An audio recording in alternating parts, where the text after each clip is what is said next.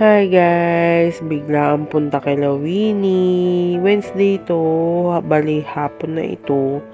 Nag-grab na lang kami papunta kila Winnie. Bali si Joy, galing siya sa bahay nila, tapos pumunta sa amin, tapos nag-grab kami, o diba, ang daming ganap. Tapos, pagdating namin kila Winnie, syempre, simula na yung party-party, yung despedida ni Joy. Paalis na kasi siya ulit, papuntang Japan. Matagal na naman tong mag-i-stay doon. So, matagal namin siya hindi makikita. So, ito po ang mga ganap. Bumili po kami ng mga foods. Lalo na si Winnie, grabe. May pa-video okay pa, opo. Parang ginawa namin dito, lahat ng pwede namin i-celebrate. Sinelebrate na lang namin. Pati birthday ng anak niya, ganun.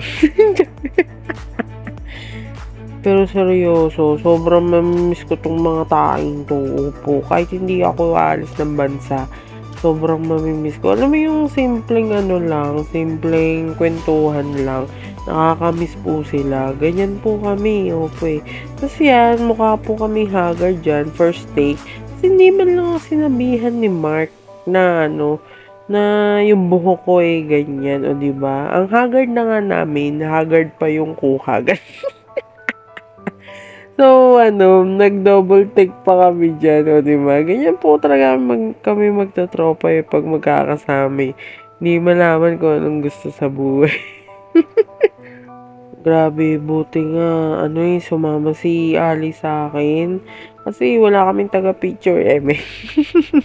Hindi kasi, syempre, ilang years kami hindi nagkita-kita dahil din sa pandemic. Tapos, naging busy na nga sa life. Nagkaanak na si Winnie nga rin. Tapos, wala pa si Joven yan. Tapos, Diyos ko, hindi pa sila nagkasabay pa ni Joven.